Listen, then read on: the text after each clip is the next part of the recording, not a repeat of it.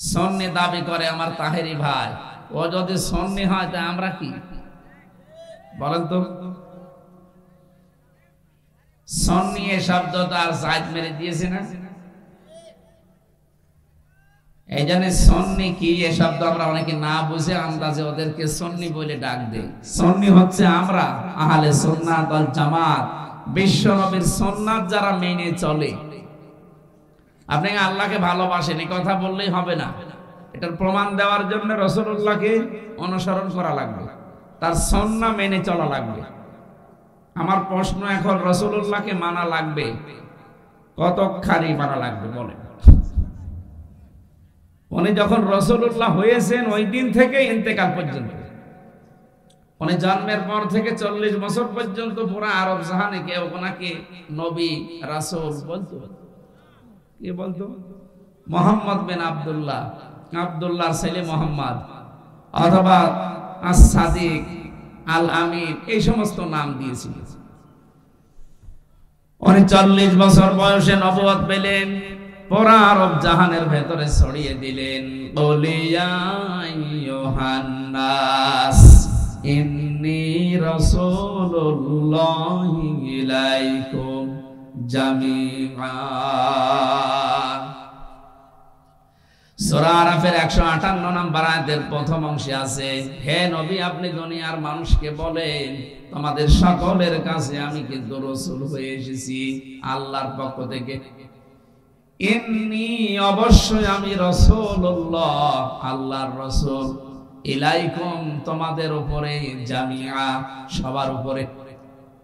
একটু বোঝার চেষ্টা করেন তো এই শব্দটা। উনি এই শব্দের ঘোষণা দিয়েছিলেন কি জন্মের পরে না 40 বছর পরে যখন এই কোরআন পেলেন তখন? তাহলে যারা বলে যে উনি জন্মের থেকেই নবী হয়ে এসেছে, হ্যাঁ এই ঘোষণাটা উনি পাননি। উনি সৃষ্টির প্রথম থেকেই নবী, কিন্তু ঘোষণা পেয়েছেন 40 বছর বয়সে। এই জন্য 1 থেকে 40 বছর পর্যন্ত কোন মানুষ যদি রাসূলুল্লাহকে না মানে, যেমন আব্দুল্লাহ বিন মুহাম্মদ ছিলেন, এ পর্যন্ত যদি কেউ না মানে তা জান্নাতে যাবে না, আল্লাহ ভালোবাসবে না, এমন কথা আমি পাইনি। কিন্তু কোন মানুষ যদি 40 থেকে 63 এই 23 বছরের 1 মিনিটও বলে আমি মানি না, সে সরাসরি জাহান্নামী। এবার আসেন তো কোরআনের আয়াতে আল্লাহ জানিয়েছেন, কুল ইন কুনতুম তুহিব্বুনাল্লাহা ফাত্তাবিউনি ইউহিব্বুকুমুল্লাহ। সূরা আলে ইমরান 31 নম্বর আয়াতের প্রথম অংশে আছে, নবী আপনি বলেন তোমরা যারা বলো আল্লাহ তোমাকে ভালোবাসি, এ দাবি করলেই হবে না, এটা প্রমাণ দেওয়া লাগবে। প্রমাণ হচ্ছে ফাত্তাবিউনি, আমার রাসূলের অনুসরণ করার মাধ্যমে। এখানে যে তাবাউন শব্দটা দেখলেন, তাবাআইন, আল্লাহ কিন্তু হাব্বুন দেননি যে রাসূলুল্লাহকে ভালোবাসো আল্লাহ তোমাদেরকে ভালোবাসবে, মাফ করে জান্নাতে দিয়ে দেবে, আল্লাহ হাব্বুন দেননি, দিয়েছেন তাবাউন। অবিধানবেত্তা যারা এই শব্দের ব্যাখ্যায় লিখেছে, তাবাউন মানে দেখে দেখে চলা। আপনার সামনে একজন মানুষ হাঁটে, কিভাবে পা ফেলে, কত ডিস্টেন্সে পা ফেলে, কোথায় হাত নাড়িয়ে যায়, কোথায় মাথা এদিকে ওদিকে তাকায়, ওইভাবে দেখে দেখে চলার নাম তাবাউন। তাহলে রাসূলুল্লাহকে অনুসরণ করা লাগবে 1 থেকে 40 না 40 থেকে 63? বলেন বলেন। কারণ 1 থেকে 40 বছর পর্যন্ত তিনি নিজে ঘোষণাও দেননি যে আমি নবী, আমি রাসূল। পুরো আরব জাহানে কেউ তাকে নামে ডাকতো না, ডাকা ডাকি আরম্ভ করেছে 40 থেকে। কথা বলেন না কেন? তাহলে ওনাকে অনুসরণ করা লাগবে, অনুকরণ করা লাগবে 40 বছর থেকে। যা করেছেন একেবারে 23 বছরের জিন্দেগিতে, নবুয়তের জিন্দেগি যেটা, আপনি তাই তাই করবেন, একটা কিছু বাদ দিতে পারবেন না। উনি যে রাসূলুল্লাহ, কোরআনে কারিমে আল্লাহ পাক কিন্তু তার নাম আব্দুল্লাহ বিন মুহাম্মদ বিন আব্দুল্লাহ শব্দ দেননি। পুরা কোরআনে কোন জায়গায় মুহাম্মদ বিন আব্দুল্লাহ আমি পাইনি, পেয়েছি রাসূলুল্লাহ। হ্যাঁ, মুহাম্মদ শব্দ বললেই সঙ্গে সঙ্গে রিসালাতের ঘোষণা দিয়েছেন, মুহাম্মাদুর রাসূলুল্লাহ ওমা মুহাম্মাদুন ইল্লা রাসূল কদ খালাত মিন ক্বাবলিহির রাসূল। এরকম 4 জায়গায় আল্লাহ পাক মুহাম্মদ শব্দটা উচ্চারণ করেছেন কোরআনে, যেখানেই মুহাম্মদ বললেন রিসালাতের ঘোষণা দিয়ে তার সম্মানটা আরো বাড়িয়ে দিলেন। এখানে কথা বলেন কেন?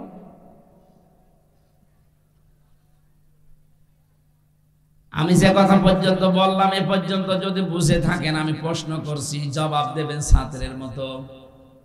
উনি রাসূলুল্লাহর ঘোষণা দিয়েছিলেন জন্মের পরে না 40 বছর বয়সে? কারণ 40 বছরের আগে উনি কোরআন পাননি, আর কোরআন না পেলে এই আয়াত উনি পাবেন কোথায়? এজন্য লাকাদ কানা লাকুম ফি রাসূলিল্লাহি উসওয়াতুন হাসানা, তোমাদের জন্য মহত্তম আদর্শ আমি লুকিয়ে রেখেছি রাসূলুল্লাহর ভেতরে। আল্লাহ কিন্তু মুহাম্মদ বিন আব্দুল্লাহর ভেতরে বলেননি। যারা এই কথা এতদিন ছড়ান উল্টা পাল্টা মানুষকে, যেমন সেই দুনিয়া তৈরি হওয়ার আগেই নবী, হ্যাঁ নবী কিন্তু ঘোষণা তো হয়নি, উনি নিজেই ঘোষণা দিয়েছেন যখন, সেখান থেকে আপনাকে মানা লাগবে। 1 থেকে 40 বছর বয়স পর্যন্ত উনি মিথ্যা কথা বলেছেন, বলেন উনি ন্যায় বিচার করেছেন, বলেন না। উনি তো জন্মগত ভাবে সত্যবাদী, উনি জন্মগত ভাবে ন্যায় পরায়ণ। নবী হওয়ার আগেই যে কাজগুলো মক্কাতে করেছিলেন, আপনি তাকান ইতিহাসের দিকে, কাবার ওই পাথর বসানো নিয়ে রক্তক্ষয়ী সংঘর্ষ চলছিল, আবহমান কাল থেকে এটা চলে আসছিল। মুহাম্মদ রাসূলুল্লাহ ওই সময় কিন্তু নবী হননি, সাধারণ আমাদের মতো মানুষ মনে করেন। মক্কার যে চারটা বড় বড় গোত্রের লোকেরা ছিল, তাদেরকে তিনি ডাক দিলেন, একটা চাদর বিছিয়ে দিলেন, পাথরটা নিজের হাতে চাদরে রাখলেন। 4 গোত্রের 4 জন লিডার যারা, তাদেরকে বললেন 4 কোনা আপনারা চেপে ধরেন, নিয়ে চলেন কাবার কাছে, কাবা শরীফের কাছে নিয়ে নিচে পাথরটা লাগিয়ে এবার বললেন চাদরটা নিয়ে যান। 4 জনের কেউ আর রাগ করে নাই, সবাই খুশি হয়ে গেছে। অথচ এই কাজটা হাজার হাজার বছর ধরেও, শ বছর ধরেও কেউ মানে নিশ্চিন্ত করতে পারে নাই, নিশ্চিন্ন করতে পারে নাই। নবীজি নিজে কয়েক মিনিটের ভেতরে অপরাধ নিরসন করে দিলেন। তার মানে উনি নবী হওয়ার ঘোষণা দেওয়ার আগেই তিনি ন্যায় পরায়ণ, নবী হওয়ার আগেই তিনি সত্যবাদী। কথা বলেন ঠিক কিনা? এবার ওনাকে অনুসরণ করা শুরু করবেন আপনি। আল্লাহ পাক বলেন, কেউ যদি রাসূলুল্লাহকে অনুসরণ আরম্ভ করে, আমি আল্লাহ কি করব জানো? ইউহিব্বুকুমুল্লাহ, আমি আল্লাহ নিজে তাকে ভালোবাসা আরম্ভ করেছি, না করব না, বোঝেন। ইউহিব্বু এটা মুজারে, বর্তমান ভবিষ্যৎ, প্রেজেন্ট ফিউচার। কেউ যদি রাসূলুল্লাহকে অনুসরণ আরম্ভ করে, এখন থেকে শুরু করবে, নিয়ত করে লেগে গেছে, আল্লাহ এখন থেকে আপনাকে ভালোবাসা আরম্ভ করবে।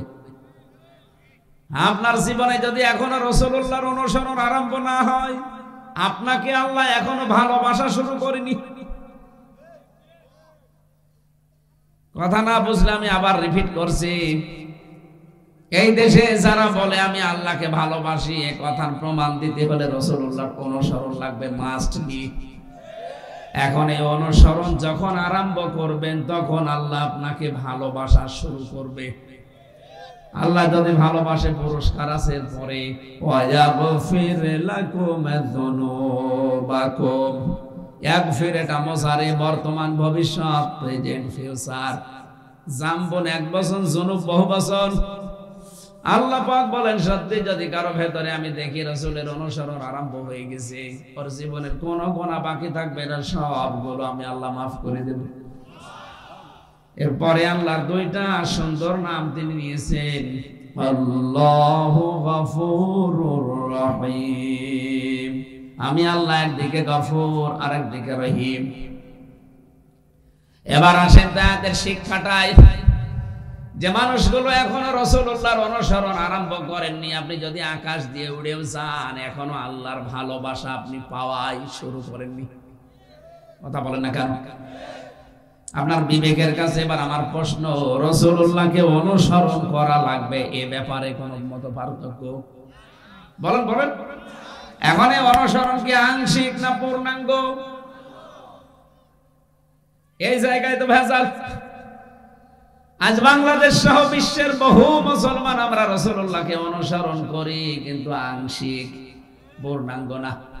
পূর্ণাঙ্গ অনুসরণ যারা করেছিলেন আপনি তাকান তাদের দিকে, হযরতে আবু বকর রাদিয়াল্লাহু তাআলা আনহু, হযরত ওমর রাদিয়াল্লাহু তাআলা আনহু, যাদের নাম আমরা জানি যে পূর্ণাঙ্গ অনুসারী তারা ছিল, তারা প্রত্যেকেই দুনিয়া থেকে জান্নাতের গ্যারান্টি পেয়ে গেছে। আপনি কি মনে করেন আশারায়ে মুবাশশারা ওই 10 জন, শুধু এই 10 জনই, আর জান্নাতি সাহাবী নেই? আল্লাহর নবীর প্রতিটি সাহাবী জান্নাতি, কারণ রাদিয়াল্লাহু আনহুম আছে, এটা হুম জমির বহুবচন। নবীজিকে ঈমান অবস্থায় যারা দেখেছে, ঈমান এনেছে এবং ঈমানের উপরে যাদের মরণ হয়েছে প্রত্যেকেই সাহাবী, আর প্রতিটি সাহাবী জান্নাতি, এ ব্যাপারে কোনো সন্দেহ। আরো জোরে বলেন। বাংলাদেশে আজ কিছু কুচক্রী মহল, এই দেশের সবচাইতে মাসলুম সংগঠন, একামতে দিনের নেতার কর্মীদের উপরে এই দোষটা চাপিয়ে দেয় যে তারা সাহাবী বিদ্বেষী। এটা একটা তহমত। এই মিথ্যা তহমত দিয়ে মানুষের ভেতরে ভ্রান্তি তৈরি করেন, আপনি সাহাবী বিদ্বেষী হয়ে মরবেন। কারণ আমি তো সারা জীবন দেখছি কই তাদের ভেতরে সাহাবী বিদ্বেষের কোনো কিছু পাইনি, আপনি জোর করে চাপিয়ে দেন কোন কারণে? আমি যেটা বিশ্বাস করি না সেটা যদি জোর করে আমার উপরে চাপিয়ে দেন, আমি তো ওটা করি নাই। আপনি জোর করে আমাকে চাপিয়ে জাতির সামনে কালার করতে চান, আল্লাহর কসম আপনি সাহাবী বিদ্বেষী হয়ে তারপরে মরবেন। এই জন্য অভিশাপটা বন্ধ করবেন, বিশেষ করে এই তহমতটা। গীবত করায় যেখানে জায়েজ নেই, তহমত করেন কোন কারণে? আলেম হয়ে। কথা বলবেন না। গীবত করাই তো জায়েজ নেই, যদি ওই দোষ আমার ভেতরে থাকে তাও আপনি ওই দোষ মানুষকে বলতে পারবেন না। আমার ভেতরে কোনো দোষ থাকলে ওটা যদি মানুষের কাছে বলে বেড়ান, যেটা শুনলে আমি মন খারাপ করতাম, ওইটার নাম গীবত। ওটার নাম কি? আর আমি যেটা করি নাই ওইরকম কোন দোষ যদি আমার উপরে কেউ চাপিয়ে জনগণের সামনে আমাকে কালার করে, ওটা তহমত, ওটা জেনার চাইতেও খারাপ। আর বাংলাদেশে বহু আলেমের নাম নিয়ে অনেকেই মাজলুম মানুষদের উপরে এই তহমতটা দেয়। কবে খুলবে আপনার বিবেকের তালা? নাকি বিবেকের উপরে কুকুরে পোশাক করেছে? আশা করছি আপনার বিবেক খুলবে। এরপরও যদি না খোলে, আপনাকে আর কোরআন হাদিস দিয়ে বোঝালে আমার মনে হয় হবে না, আপনাকে বাকারি শরীফ দিয়ে বাকারি দেওয়া লাগবে। একটা মাজলুম মানুষদের উপর আপনি আন্দাজে এক দোষ চাপিয়ে দেন। আমি তো কোরআন হাদিস যেই দিন পড়েছি ওই দিন থেকে বিশ্বাস করি যে সাহাবীরা, এই পৃথিবীতে সব সাহাবী আল্লাহর জান্নাতি, কোনো ভেজাল নেই। কারণ রাদিয়াল্লাহু আনহুম, প্রত্যেকের উপর আল্লাহ রাজি হয়ে গেছে। এখন যদি বলেন আশারায়ে মুবাশশারা 10 জন শুধু নাম, আরে ভাই 10 জনের নাম নবীজি গ্যারান্টি দিয়ে গেছেন দুনিয়ায় জিন্দা অবস্থায়, আর আল্লাহ কোরআনের আয়াত নাযিল করে পুরা সাহাবীদের জামাতকে জান্নাতি বলেছে। কারণ তারা মাপকাঠিতে উত্তীর্ণ হয়ে গেছে। গাইবান্ধাবাসী যে তথ্যটা এখানে নিয়ে এসেছিলাম, বহু মানুষকে আমরা দেখেছি তারা রাসূলের আশপাশে থাকতেন, কিন্তু রাসূলুল্লাহকে তারা অনুসরণ পূর্ণাঙ্গ করেনি, আংশিক করেছে। রাসূলের কথা শুনে নাম রেখেছে, রাসূলের কথা শুনে খাবার খেয়েছে, রাসূলের কথা শুনে রোজা রেখেছে, ইফতারি করেছে, কিন্তু বিশ্বনবী মুহাম্মদ রাসূলুল্লাহর কথায় তারা উহুদের ময়দানে যায় নাই। কথা বলেন না কেন? এই পৃথিবীতে আবারও যদি উহুদের ময়দান কায়েম হয়, ওই মানুষগুলো যখনই পাবেন দেখবেন ওরা উহুদের নাম শুনলেই কেমন কসমস করে। না, ওগুলো ফিতনা, ওগুলো দুনিয়ার কাজ, আমরা ওর ভেতরে নেই। বাংলার মানুষেরা বলেন তো, উহুদ কি শেষ হয়ে গেছে? বলেন। সময় যদি আবার আসে উহুদের ময়দানের, আবার ওরকম সময় আসলে হযরতে হানসালার মতো, হযরতে আমির হামজার মতো আবারও ছাপিয়ে পড়া লাগতে পারে। আর আমার তো মনে হচ্ছে বাংলাদেশ এখন ঠিক উহুদের ময়দানে আছে।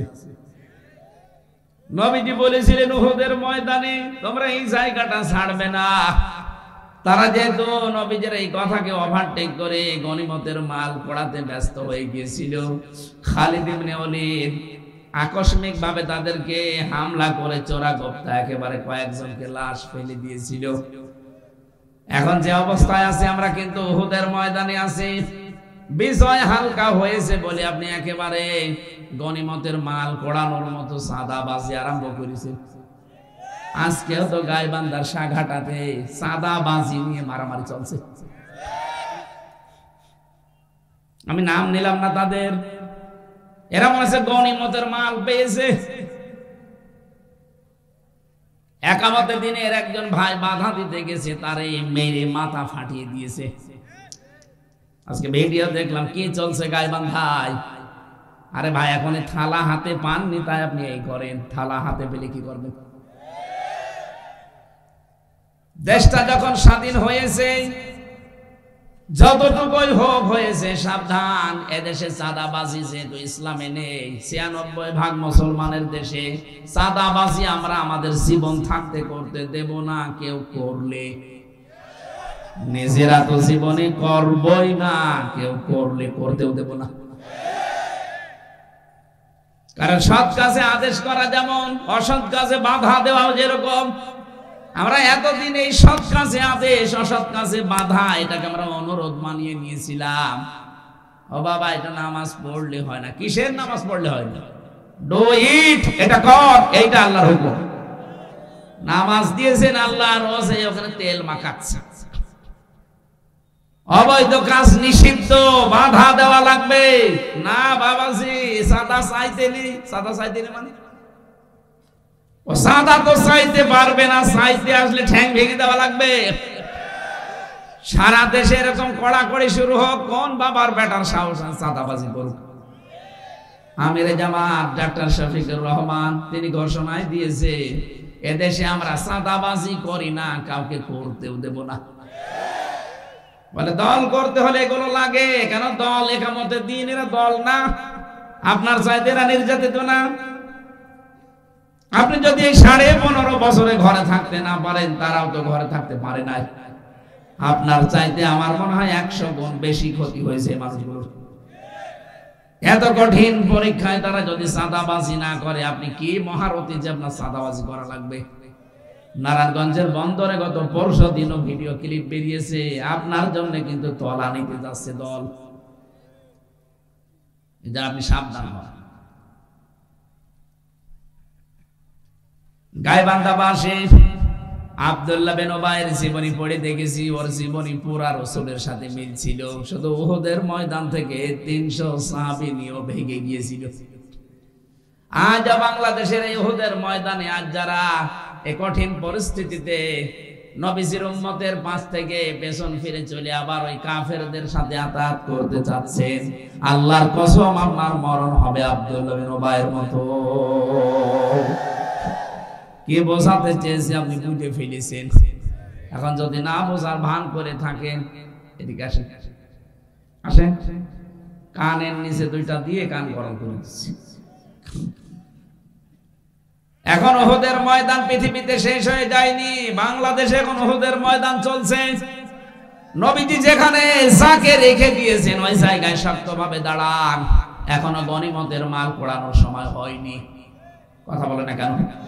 প্রতিবেশী নামে কলঙ্ক করা, প্রতিবেশী নামে কলঙ্ক করা আমাদের দেশ নিয়ে ষড়যন্ত্র এখনো থামিয়ে দেয়নি। নিয়ে নেওয়ার পায়তারায় আছে। চট্টগ্রাম নিয়ে নেবেন দাদা, ও দাদা, আপনি কি যৌতুক নেবেন? আর যৌতুক দেব কি করে? মেয়ে তো পালিয়ে গেছে। পালানো মেয়ের যৌতুক কিসের? মেয়ের বিয়েই তো আমরা মানি না। মানতাম যদি এরকম মানুষের সাথে যেত। এমন মানুষের সাথে গেছে যা তো মুসলমানই হয়নি। ওর মুসলমানই হয়েছে, বুড়ো বয়সে এখন মুসলমানি দিয়ে যদি বিয়ে দিতে হয়, ও ছাতা দেখা যাচ্ছে কোনো হাসাম দিয়ে মুসলমানি দেবে না, গোড়া থেকে কেটে বাদ দিয়ে দেবে। আমি আর নিচে নামলাম। তার সাথে বড় কথা, কোরআনের নিষেধ। সূরা বাকারা 221 নম্বর আয়াতের মাঝে আছে, ওয়ালা তুনকিহুল মুশরিকিনা হাত্তা ইউমিনু। কোন মুশরিক যতক্ষণ ঈমান না আনবে কোন মুমিনা নারীর জন্য তাকে বিয়ে করা জায়েজ নেই। এ ফতোয়া কার? আল্লাহর নিষেধ আমরা চাই না। আর আপনারা এতদিনে মিথ্যা ছড়িয়েছেন আমাদের স্বামী স্ত্রীর সম্পর্ক হয় কি করে, তার ফুল হাত আর আমাদের হাফ হাতা। আমাদের হাফ হাতা না, ফুল হাতার সাথে হাফ হাতা যায় কোন কারণে? সে উল্টো পাল্টা কথা বলে। আশা করছে আমি আর নিচে নামতে পারলাম না, এরপরও যদি কেউ যদি এই যৌতুকের জন্য পিড়াপিড়ি করেন আপনার কিন্তু খবর আছে। আপনি দেখতে পাচ্ছেন না কি চলছে? আজকেও সকালে 2 জন পিটানি খেয়েছে এই বাংলাদেশের বিরুদ্ধে উল্টাপাল্টা কথা বলার কারণে। বলেছিল এদেরকে আমরা না খাওয়িয়ে মারবো। আমরা এদেশে এখন যারা আছে শক্ত হয়ে দাঁড়িয়ে গেছে, তোদের দেশ থেকে পেঁয়াজও নেব না, আলুও নেব না, দেখ কি করি। এত খোটা দিয়েছিল কয়দিন যে আমাদেরটা না হলে ওরা মারা যাবে। কই, আমরা তো মারা যাইনি। আমাদের মুসলমান ভাইরা তুরস্ক থেকে, পাকিস্তান থেকে, বিভিন্ন দেশ থেকে এখন খাবার আমাদের জন্য পাঠাচ্ছে। আল্লাহ পাক বলেন কোন দেশের মানুষেরা যদি ঈমান আনার পরে আমার প্রতি তাকওয়া অবলম্বন করে চলতে চায়, ইয়াতিহা রিজকুহা রাগাদাম মিন কুল্লি মাকান, বিভিন্ন এলাকা থেকে তাদের জীবন উপকরণ, তাদের রিজিক হিসাবে যা লাগবে আমি আল্লাহ ওইটা সবগুলো কায়দা করে পাঠিয়ে দেব। এদের এই সমস্ত উল্টা পাল্টা কথার কারণে আজ পাকিস্তান থেকে জাহাজ ভরে ভরে মাল আসতেছে, তুরস্ক থেকে, চীন থেকে। এই কথা বলছে না দাদারা এখন যা আরম্ভ করেছে আমার মনে হয় হার্ট ফেল করে মারা যাবে। গত পরশুদিন ট্রাম্প কি জানিয়েছে দেখেছেন? 16 লাখ ভারতীয়কে আমার এই 20 তারিখের জানুয়ারিতে শপথ আছে, এটা হওয়ার পরে ওগুলো সব ফেরত দিয়ে দেব। আমার মনে হয় দাদা ধুতি সামলাতে পাগল হয়ে যাবে। 1-2 জন না, 16 লাখ ভারতীয় সব বসে আছে যে আমেরিকায়। ডোনাল্ড ট্রাম্প সাথে মাতাল হলো, তাহলে ঠিক আছে। কি কথা বোঝেন? লোকটা খামখেয়ালিপনা একরোকা। ও যখন বলেছে কিছু না কিছু করবে, কারণ মানবতার সাথে যে কৌতুক এই প্রতিবেশী রাষ্ট্র ভারত করছে এটা তো বিশ্ব মডলরা দেখছে। আল্লাহর ঘরগুলো ভেঙ্গে ভেঙ্গে তারা ধোয়া ধোয়া তুলেছে। এখানে নাকি মন্দির ছিল 500 বছর আগে। বিশ্বের বিভিন্ন মানুষেরা মাটির নিচে কেউ গ্যাস পায়, কেউ তেল পায়, কেউ সোনা পায়, কেউ রূপা পায়, কেউ লোহা পায়। আর শয়তানরা শুধু মাটির নিচে নাকি মন্দির পায়। পিটিয়ে লম্বা করা দরকার শয়তান। ভারতের উপর আল্লাহর গজব নাযিল হবে উগ্রপন্থী হিন্দুদের কারণে। কারণ ওরা মুসলমানের গায়ে শুধু হাত দেয়নি, ওরা গায়ে হাত দিয়েছে আল্লাহর ঘরের। 1500 বছর আগের দিকে তাকান, কাবা শরীফের দিকে হাত দেওয়ার কারণে আল্লাহ আবাবিল দিয়ে আবরাহাকে ধ্বংস করে দিয়েছে। আমারও তো মনে হচ্ছে যে আরম্ভ করেছেন আপনারা কতগুলো ঘর ভাঙলেন আল্লাহর। আজকেও সকালে একটা ভেঙেছে। 500 বছর আগে এখানে মন্দির ছিল। ওরে শয়তান, আমরাও যদি এখন আওয়াজ তুলি বাংলাদেশে যে ঢাকার স্বামীবাগে ইসকন মন্দির, এখানে 1000 বছর আগে মসজিদ ছিল। বল, এদেশে এমন কোন নজির আছে যে আমরা কোন মন্দির ভেঙে মসজিদ বানিয়েছি? আমরা হিন্দুদেরকে শত্রু মনে করি না, কিন্তু উগ্রপন্থী কিছু আছে, ওগুলো মানুষ না, ওগুলো জানোয়ার। ওদের কারণে সাধারণ হিন্দুরাও ঝামেলা আছে। গতকালকে পঞ্চগড় থেকে আর মাগুরা থেকে 2 জন গেছে হাতের চিকিৎসা করাতে ভারতে। সাংবাদিক উল্টা পাল্টা প্রশ্ন করে তাকে বিশ্বের মানচিত্রে দেখাচ্ছে যে বাংলাদেশের সংখ্যালঘু নির্যাতন হচ্ছে। তাকে বলতে বলছে আপনি বলেন যে আমি পালিয়ে এসেছি, আমার দেশে মেয়েদেরকে রেপ করা হচ্ছে, এই জন্য আমার মেয়েদেরকে নিয়ে আমি পালিয়েছি। ওই লোকটা বলছে না, কেন আমি মিথ্যা বলবো? 5 তারিখের পর থেকে আমি সব চাইতে বড় শান্তিতে আছি। আমি এসেছি আমার এই হাতের চিকিৎসা করাতে, আমার মেয়ের আর আপনারা কি বলতে চান? এটা রেকর্ড হচ্ছে, এটা ছড়াই দেবেন বিশ্বে। অত পাগল শামসুদ্দিনা, এই যেই বলেছে অত পাগল শামসুদ্দিনা, ও ছাপা দেখা যাচ্ছে উল্টিয়ে গেছে। বিশ্বে এতদিন ওরা ছড়িয়েছে বাংলাদেশের সংখ্যালঘু নির্যাতন হয়। গোবিন্দ পরামানিক গত 3 দিন আগে ভিডিও বার্তা দিয়েছে, বাংলাদেশের গোবিন্দ পরামানিক বলেছে না, বাংলাদেশে কোনোদিন সংখ্যালঘু নির্যাতন হয়নি, এদেশে যদি হয়ে থাকে 15.5 বছরে কিছুটা হয়েছে। একটা হিন্দু মানুষের কথা বলছে, তাও শুধু বাংলাদেশ নিয়ে না, যত আন্তর্জাতিক বিশ্বের খেলোয়াড় এই লোকটা। সারা বিশ্বের 257টা রাষ্ট্রের সবচাইতে বেশি সাম্প্রদায়িক সম্প্রীতি নাকি বাংলাদেশে। একটা হিন্দু এ কথা বলতে পারে, আর ওরা পালিয়ে ওখানে বসে বসে ষড়যন্ত্র করে এই শব্দটা নিয়ে মানুষকে বোঝায় যে দেশে হিন্দুদের উপর নির্যাতন হচ্ছে, তাদের মেয়েদের রেপ করা হচ্ছে, আপনারা সারা দেশে ছড়ান। মানুষের কপালে হেদায়েত না থাকলে যা হয়। বিশ্বের মডেলগুলো এখন একেবারে গাঁজা খেয়ে বসে নেই, এই কথাগুলো দেখছে, শুনছে, বাস্তবতা উপলব্ধি করে দেখছে না, এ তো পুরা মিথ্যাবাদী। 3বার নির্বাচনের নামে প্রহসন করে আর এখন বলে যে আমি নির্বাচিত ছিলাম, এটা যেমন মিথ্যা কথা। এতদিন পর্যন্ত বাংলাদেশের বিরুদ্ধে 3.5 মাসে যা বলেছে সব মিথ্যা কথা। বিশ্বের মডেলরা এখন জেনে ফেলেছে না। এই জন্য ডক্টর ইউনূসকে যেই দিন বলেছে যে আমি নির্বাচনের রোড ম্যাপ দিয়ে দিলাম 1 বছরের ভেতরে, সারা বিশ্ব থেকে এখন বলছে ঠিক আছে, এই তো নির্বাচন এবার হলে এইভাবে নির্বাচন দিয়ে দেবে। এতদিন নির্বাচন হয়েছিল না, আমি নিজের ভোট আমি নিজে দিতে পারিনি, যাওয়ার আগে দেখি হয়ে গেছে। চাচা মারা গেছে আজ 8 বছর আগে, চাচি ভোট দিতে গেছে, বলছে চাচি আপনি একসাথে আপনার জামাইকে সাথে করে আসলেন না, একা আসলেন কেন? কিভাবে আসবো? সকাল বেলায় তো এসেছিল চাচা ভোট দিতে, ওই সময় আসতে পারলেন না। চাচি বলছে কি বলো বাবাজি, তোমার চাচা তো আজ 8 বছর আগে মরে গেছে। কি চলেছে আপনি হিসাব করেন তো। আর এই ভোট নিয়ে আপনি আবার বলেন আমি নির্বাচিত ছিলাম। আপনি মানুষ, চামড়া তোমার মনে হয় গন্ডারের চাইতো মোটা। গন্ডার কেউ নাকি কাঁতুকুতু দিলে 3 দিন পরে টের পায় যে কাঁতুকুতু লেগেছে। হ্যাঁ, এক লোক শ্বশুর বাড়ি যাচ্ছিল, রাস্তার পাশে দেখছে এক গন্ডার কাঁতুকুতু দিয়েছে, হাসি না। কি গো, 3 দিন শ্বশুর বাড়ি থাকার পরে আসার সময় দেখে গন্ডার হাসতেছে, ডাক দিয়ে বলে বন্ধু 3 দিন আগে কাঁতুকুতু দিলাম, হাসলে না, আজকে কি হয়েছে তোমার? গন্ডার বলছে বন্ধু 3 দিন সময় লেগেছে চামড়া ভেদ করে কাঁতুকুতু লাগতে। আমার তো মনে হচ্ছে যে 2 বোন বসে আছে, গন্ডারের চাইতেও সমস্যা। এত কাঁতুকুতু দেখছে মানুষ, তারপরে ওদের কোনো লজ্জা নেই। আপনি আর কত উস্কানি দেবেন বলেন তো ভাই? কত উস্কানি দেবেন? আপনার উস্কানিতে পড়ে এই যে কয়েকদিন আগে 4 জন মানুষকে জবাই করা হয়েছে। আপনি কি মনে করছেন কেউ কিছু টের পায় না? ডুবে ডুবে জল খান। 7 পন্থীর নাম নিয়ে, জবাইয়ের পন্থীর নাম নিয়ে যেগুলো করছে, এগুলোর পেছনে ইন্ধন আছে কারো না কারো। এই যে ছাত্রলীগের নাম আসতেছে এমনি না, এই কথা বলে না কেন?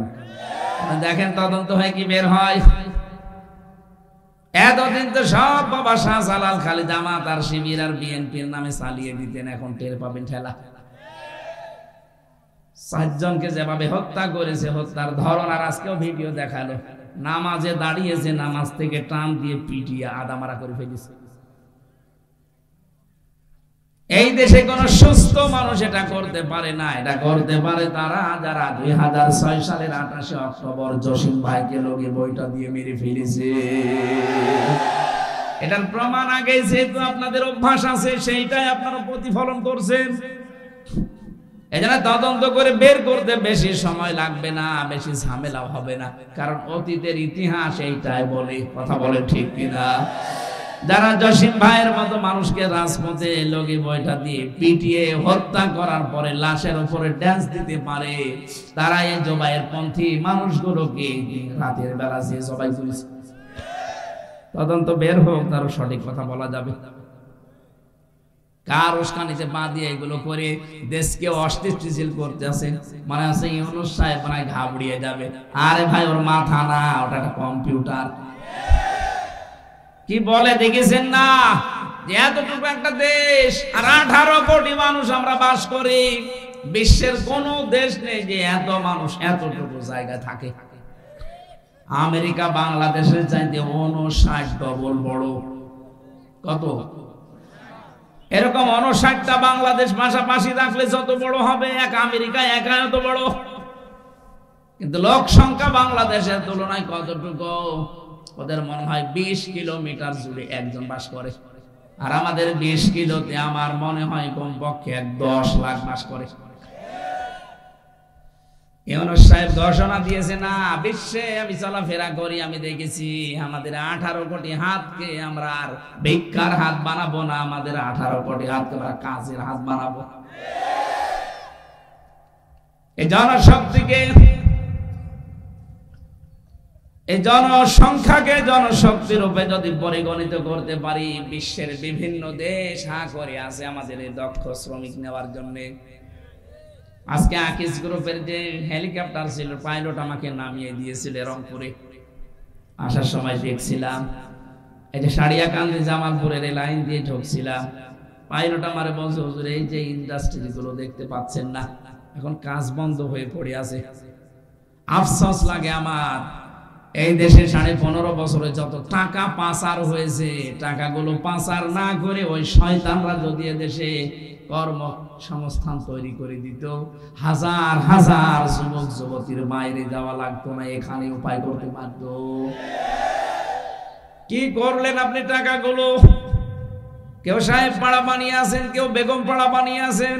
ও ঘরগুলো তো সব এখন তালা মারা, কেউ থাকে না। থাকবে কারা? তারা তো জেলখানায়। ও ঘরে থাকার মতো পরিবেশ নেই, কারণ ও দেশেও মানবতার পক্ষের লোক আছে। আপনি তো টাকা দিয়ে বানিয়েছেন, জনগণের টাকা।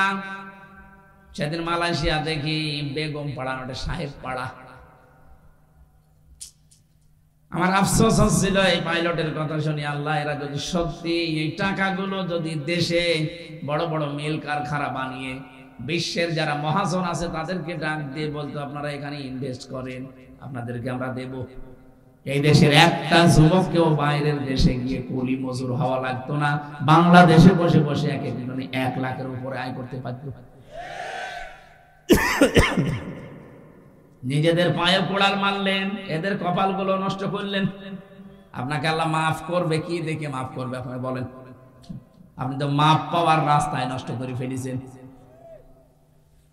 এক একজনের টাকা মারার যে ফিরিস্তি এখন বের হচ্ছে, 36,000 কোটি টাকা যদি একজনে মারে। গতকালকে শুনলাম ইসলামী ব্যাংক থেকে সালম 80,000 কোটি টাকা মারিকাটি করেছে। আমার তো এর নাম শুনলে মনে হয় ওদেরকে আগে জবাই করি। কি মানুষ বলা যায়? ইসলামপন্থী মানুষগুলো তিল তিল করে ব্যাংকটা দাঁড় করিয়েছিল, আর শয়তানরা মনে হচ্ছে বাবার ব্যাংক পেয়েছে। নিজে একটা ব্যাংক বানিয়ে টাকা মারিং কাটিং করো, লোকের জিনিসের প্রতি এত লোভ কেন? এই চোরগুলোকে আমার মনে হয় সময় এসেছে এখন হাত কেটে দেওয়ার। আগামীতে কোন চোর আর সাহস পাবে না, 10 বার চিন্তা করবে, আল্লাহ ওই দরবেশের মতো আমারও হাত কাটা যাবে। ও বাংলার মুসলমানেরা, উহুদের ময়দানে আছে, খুব সাবধান। নবীজির হুকুমগুলো মেনে মেনে নিয়ে আমরা যদি এখন আস্তে আস্তে এগিয়ে যেতে পারি, সবচেয়ে বড় কাজ এখন আমাদের ঐক্যবদ্ধ থাকা। নয়তো যে ষড়যন্ত্র চলছে মোকাবেলা করা শুধু ওয়াজ নসিহত সম্ভব না। সব বাদ দিয়ে দেন, কিছুই যদি না পান, এই যে কথা বলতে পারেন এইটাই কি কম কিনা? মির্জা আব্বাস বলে নাই কয়েকদিন আগে যে জীবনে কিছুই যদি আর না পায়, কোনো দুঃখ নেই, যে হাসি না নেই, এইটাই সান্ত্বনা। সে যদি এই কথা বলতে পারে, তা আপনার কি হয়েছে? আপনি কোন কারণে চাঁদাবাজির নাম দিয়ে বিএনপি কে বদনাম করাচ্ছেন বলেন? আপনার প্রতিষ্ঠাতা যে জিয়াউর রহমান, তার চরিত্র ছিল সে মানুষের উপকার করার জন্য আরাফাতের ময়দানে পর্যন্ত গাছ লাগিয়ে দিয়েছে। লক্ষ লক্ষ হাজী সাহেবরা যায় নিম গাছের নিচে একটু ছায়ায় আশ্রয় নেয়। আরে ভাই, আরাফাতের ময়দানে দোয়া কবুল হওয়ার জায়গা। এক একবার এই যে লক্ষ লক্ষ হাজী এই নিম গাছের নিচে যদি একটু ছায়া নেয় আর মন থেকে যদি বলে আল্লাহ ছায়ার ব্যবস্থা যে করে দিয়েছে তারে তুমি মাফ করে দিও, আল্লাহ তো তারে মাফ করে দেবে। আপনি কি করলেন তার আদর্শের নাম নিয়ে? আপনি চাঁদাবাজি করেন। আপনি এখন বাজার দখল নিয়ে ব্যস্ত, আপনি এখন ঘাট দখল নিয়ে ব্যস্ত, CNG stand, van stand, bus stand এগুলো দখল করার জন্য এখনই উঠে পড়ে লেগেছেন। এখনো তো থালা হাতে পাননি। যা করছেন এই দেশের লোক আপনার হাতে থালা মনে হয় দেবেও না। এক কথা বলছেন না কেন? কারণ বিশ্বের দিকে এখন তাকান। আমি তো একটা জরিপ করেছিলাম এর আগে পলাশবাড়িতে, 100 জনের মাত্র 15 জন মানুষ আগস্টের 5 তারিখের আগ পর্যন্ত চাইতো যে এই দেশে কোরআন কায়েম হোক। এখন 100 জনের 58 জন মানুষ চাচ্ছে আল্লাহর কোরআন দেশে কায়েম হোক। কারণ তারা দেখতে পাচ্ছে যে কোরআনওয়ালা মানুষগুলোর ভেতরে কোনো দুর্নীতি নেই, কোনো চোর নেই। মাওলানা মতিয়ার রহমান নিজামী আলাইহিস হাসান মুজাহিদ চালিয়েছে 5 বছর, 4 আনা পর্যন্ত দুর্নীতি পাওয়া যায়নি। মানুষ এগুলো দেখে না। মানুষ আর আগের মতো পাগল নেই, পাগল ভালো হয়ে গেছে। আপনার কপালে আপনি এখন আগুন লাগাবেন না, নিজেকে সংশোধন করেন। উহুদের ময়দানে এখন টিকে আছি তাই তো কত না, একটু যদি উলট পালট হয় দেখবেন খালিদ বিন ওয়ালিদের মতে আকস্মিক ভাবে এসে একেবারে সবাই করবে। এরকম 4 জন সবাই করেছে, দেখতে পাচ্ছেন না? আজকেও একজনকে পিটিয়ে মেরে ফেলেছে। এ কঠিন অবস্থায় যদি এখনো পর্যন্ত আমরা সংশোধন না হই, আমার মনে হয় যখন এভাবে সবাই শুরু হবে তখন আর উপায় থাকবে না। আমাদের অনুসরণের কথা দিয়ে শুরু করেছিলাম, অনুসরণ শুরু হবে কি রাসূলুল্লাহকে আংশিক না পূর্ণাঙ্গ? আরো জোরে বলেন। আল্লাহ পূর্ণাঙ্গ অনুসরণ যখন আপনি করতে পারবেন, আল্লাহর ওই গ্যারান্টি যখন দেখতে পারবেন যে আল্লাহ আপনাকে ভালোবাসা আরম্ভ করেছে। আর আল্লাহ যদি ভালোবাসে তাকে কয়েকটা জিনিস অলরেডি দিয়ে দেয়। 1 নম্বরে তাকে উত্তম প্রতিবেশী দান করে। আপনি দেখেন তো আপনার আশপাশে প্রতিবেশী যেগুলো, এগুলো কি ভালো? হ্যাঁ, এমন প্রতিবেশী পেয়েছেন একটা মুরগিতে ধান খেলেও ঝগড়া করে। তার মানে আপনি রব্বানা আতিনা ফিদ দুনিয়া হাসানা, দুনিয়ার হাসানা দাও, দুনিয়ার হাসানায় তো উত্তম প্রতিবেশী আপনি পাননি। এ দোয়া আপনার কবুল হয়নি, মাঠে মারা গেছে। উত্তম প্রতিবেশী এটা হচ্ছে দুনিয়ার হাসানা। উত্তম স্ত্রী দুনিয়ার হাসানা। আছে উত্তম স্ত্রী এখন 24 ঘন্টা স্বামীকে সন্দেহ করে, এরকম স্ত্রী বেশি। কথা বলে না কেন? বিশ্বনবী মুহাম্মদ রাসূলুল্লাহর স্ত্রীর দিকে তাকান। খাদিজাতুল কুবরা তাকে আল্লাহ নিজে জান্নাতে একটা ঘর বানিয়ে দুনিয়ায় সুসংবাদ পাঠিয়েছেন। জিবরাইল সালাম দেবে আমার নবীকে, আর আসার সময় বলবে আল্লাহ নিজে খাদিজার জন্য আলাদা একটা ঘর বানিয়ে রেখেছে।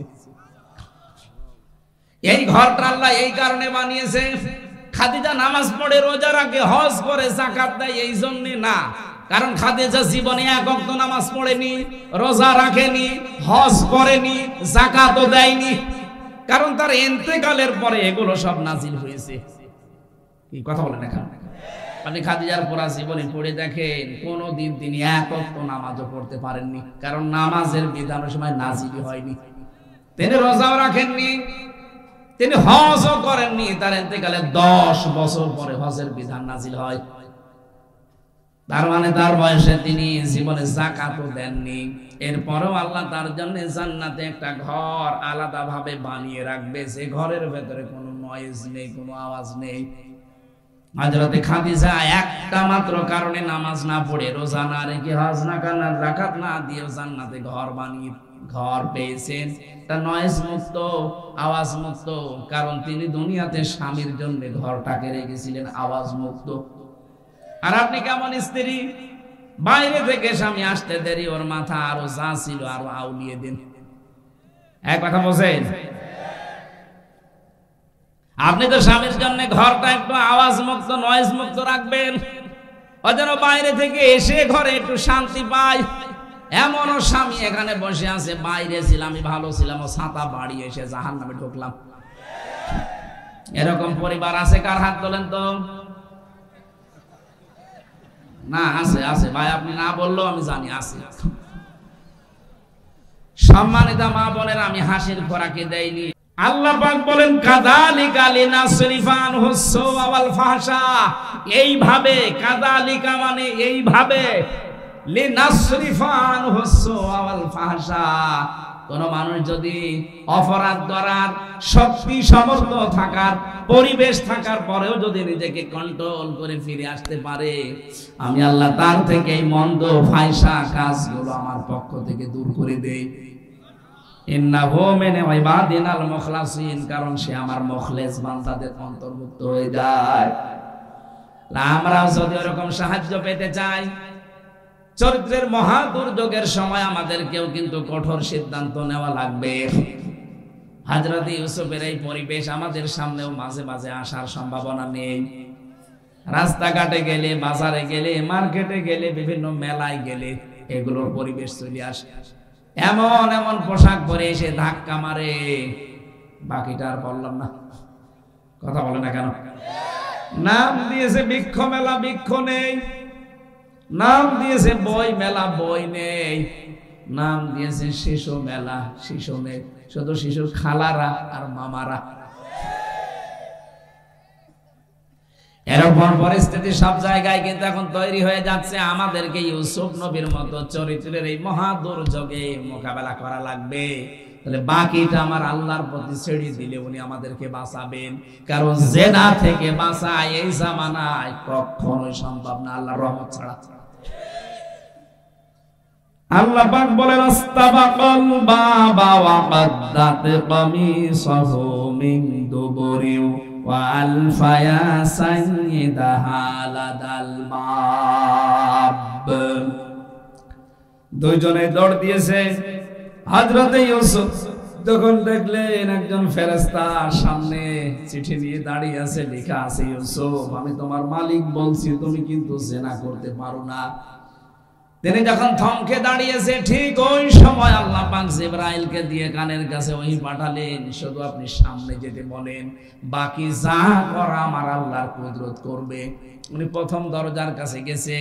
তাফসিরে মুফাসসির লিখেছেন প্রথম দরজার কাছে যাবার পরে দরজা খোলে নাই, ওই অবস্থায় ছিল।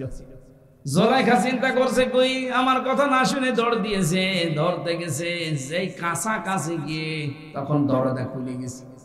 উনি প্রথম দরজা খোলা পেয়ে দিয়েছে, দৌড় পেছন দিক থেকে জামা টেনে ধরেছিল, জামা ছিঁড়ে গেছে, এরপরও ধরতে পারে না। 7টা 10টা পর্যন্ত দরজার নাম পেয়েছি। 10টা দরজা পার হয়ে শেষ নাম্বার দরজায় যে দেখে স্বামী দাঁড়ানো। হযরত ইউসুফের জামা ছেঁড়া, আর জুলাইখার শরীরে এক বিন্দু কোনো পোশাক নেই। ডাক দিয়ে বলে, কি অবস্থা? কথা বলার আগেই জুলাইখা কেঁদে ফেলেছে। এখান থেকে একটা শিক্ষা পাওয়া যায়, এই যে কথা বলার আগেই যারা কেঁদে ফেলে এরা কিন্তু জুলাইখার উত্তরসূরি। এই জন্য আল্লাহ জুলাইখার নামে একটা আয়াত নাযিল করতে গিয়ে বলেছেন, এই যে আয়াতটা, ইন্না কাইদাকুন্না আযীম। আল্লাহ পাক কয় ইন্না কাইদি দিত বা কাইদাকুন্নি দিত, কা দিত, কি দিত, কি দিলে অর্থ হয়ে যেত ইন্না কাইদা, কি দিলে অর্থ হয়ে যেত। আল্লাহ কে না দিয়ে কোন না দিলেন বহু বছর, কেন এক বছর না দিয়ে? কাজটা তো এক মহিলা ঘটিয়েছে। আল্লাহ জানাতে চেয়েছেন কিয়ামত পর্যন্ত জুলাইখার মতো বহু ষড়যন্ত্রকারী মহিলা আসবে, যারা তেনার তহমত পর্যন্ত পুরুষ মানুষের চরিত্রে তারা দেবে। তার ভেতরে মনে হয় আমাদের দেশে আল্লাহ একটা পাঠিয়েছিলেন। কথা বলে না কেন? যে মানুষটা সংসদে দাঁড়িয়ে মাওলানা মামুনুল হকের বিরুদ্ধে জিনার তহমত প্রকাশ্যে বলতে পারে, আরে ভাই ওটা তার নিজের স্ত্রী ছিল, বিবাহিত, আমার তাহলে 3 বছর তার সাক্ষাৎ, 3 বছর। আপনার মতো সে জিনাকার নাকি? আপনার জীবনের চরিত্রের কোনো গ্যারান্টি নেই। আর তার বাবার দিকে তাকান, তার নিজের দিকেও তাকান। লোকটার সাথে 3 বছর থেকে তার যে আমল, তার যে আখলাক, বিশেষ করে তার যে তাওয়াক্কুল আল্লাহর প্রতি আমি দেখেছি, ইবাদতের মাত্রা আপনি ধারে কাছেও যেতে পারবেন না। আর আন্দাজে সংসদে দাঁড়িয়ে বলে দিলেন যে একটা পার্লারের মেয়ে লোক নিয়ে আনন্দ ফুর্তি করতে গিয়ে ধরা পড়েছে। আপনি মানুষ। মহিলাদের চক্রান্ত বলতে গিয়ে আল্লাহ বহু বচন দিয়েছেন। শয়তানের চক্রান্ত বলতে গিয়ে আল্লাহ ইন্না কায়দা শাইতানি কানা দাইফা দিয়েছেন। শয়তানের চক্রান্ত দুর্বল। আর মেয়েদের চক্রান্তের কথা কোরআনে আসলেই তিনি বলেছেন আযীম, ইন্না কায়দা কুন্না আযীম। মেয়েদের চক্রান্ত বড় ভয়ঙ্কর। এক চক্রান্তে নবী ইউসুফের মতো মানুষ 10 বছর জেল খেটেছে। আর এক চক্রান্তে আমাদের এদেশের আলেম ওলামারা অনেকে 3-4 বছর, 5 বছর, 10 বছর জেল খাটতেছে। সব চক্রান্ত মেয়ে লোকের। আপনি কোর্টে যান, থানায় যান, আদালতে যান, 100টার আমার মনে হয় কমপক্ষে 80টা মামলা মেয়ে লোক নিয়ে। নবীজি বলেন আমি ইন্তেকাল করে চলে গেলাম, কিন্তু আমার উম্মতের জন্য মেয়ে লোকের মতো এরকম ভয়ঙ্কর ফিতনা আর রেখে গেলাম না। এটা কিন্তু আসলে একটা ফিতনা। কি কথা বলেন না কেন? এমনকি বহু পুরুষ এখানে আমরা বসে আছি, নিজের বউ আর ভালো লাগে না, অন্যটা দেখলেই কেমন যেন আকর্ষণ তৈরি হয়। এটা একটা রোগ। কি এই রোগ থেকে মুক্তি পাওয়ার জন্য মাত্র 15 দিন, মাত্র 15 দিন কোন মেয়ে লোকের দিকে চোখ পড়ে গেলে সঙ্গে সঙ্গে নিম্নগামী করবেন, মন চাইলেও কিছু করবেন। আর লজ্জাস্থানটা হেফাজত করে রাখেন। 15 দিন পরে দেখবেন নিজের স্ত্রীর প্রতি আকর্ষণ, চাহিদা বাড়তেছে। অন্য মহিলা দেখলে আপনার মনের ভিতরে কেমন যেন রাগ হচ্ছে। আমি জানি এটা আপনি করবেন না। এখন যতই ওয়াজ করে ছেড়ে দিলে রাস্তায় যদি পরিমনের মতো কাউকে পায়, বলে আগে আল্লাহর নামে দেখে নেই, পরে আমি তওবা করে নেব। কথা বলছেন না? না। হযরতে ইউসুফ নবী ডাক দিয়ে বললেন, বাদশা আমার কোনো দোষ নেই, আপনার স্ত্রীর দোষ। সে আমাকে ফুসলিয়ে পর্যন্ত এনেছে। মেয়েদের চক্রান্ত কত নিচে নামতে পারে 3-4 আয়াতের প্রমাণ। ইউসুফ নবীর মতো এত বড় নিষ্পাপ মানুষকে পর্যন্ত সে জিনার তহমত পর্যন্ত দিয়ে 1 দিন 2 দিন না 10 বছর জেলের ভেতরে রেখেছে। আর প্রতিনিয়ত সে জেলখানায় ইউসুফ নবীকে মানুষ দিয়ে পিটাতো। আমার তো মনে হচ্ছে এই 15.5 বছরে অনেককে জেলখানায় দিয়ে সিসি ক্যামেরা লাগিয়ে দেখতো যে কার সাথে কি আচরণ করা হচ্ছে। আমি তো নিজেই দেখলাম সিসি ক্যামেরা লাগানো আমার ঘরে। মামুনুল হকের ঘরে, ওই যে গিয়াসউদ্দিন মামুন ভাইয়ের ঘরে লাগিয়ে আছে। উনি বসে বসে ওখান থেকে দেখে। এমনকি জেলখানায় এসে মেজর হোদাকে পর্যন্ত নিজের প্রতিশোধ নিতে গিয়ে জবাই পর্যন্ত করেছে। ভিডিও এখন ফাঁস হয়ে যাচ্ছে সব। আমরা এখান থেকে শিক্ষা নেব। এই জরজার মোল্লকদার এটা ওই জামানায় ছিল যে ইউসুফ নবী বলে, যে ইউসুফ নবীর কথা গ্রান্টেড না। মহিলা যেই কাটাকাটি করে বলছে আপনি বাড়ি নেই, আপনার স্ত্রীর সাথে এই কাজ করেছে একটা গোলাম, এর শাস্তি হয় কঠিন দেবেন না জেলখানায় দেবেন। কত কিছু সাক্ষী ইউসুফ নবীর পক্ষে ছিল, একটাও মানলো না। ঠিক আছে 10 বছর জেল দিয়ে দিলাম, যান। জরজার মোল্লকদার, জরজার আরো জোরে বলেন। আমাদের দেশে এইটাই কায়েম ছিল এতদিন। আমি নিজেও তো জীবনে দেখলাম জোরজার মোল্লকদার। আমার পক্ষে কেউ সাক্ষী দিতেও রাজি না, এর পক্ষে নিজেরা বানিয়ে বানিয়ে সাক্ষী দেবে, তারপরও তারা রাজি হয়নি। এরপরও কি অদৃশ্য ইশারায় আমারে বন্দী করে রেখে দিল 3 বছর।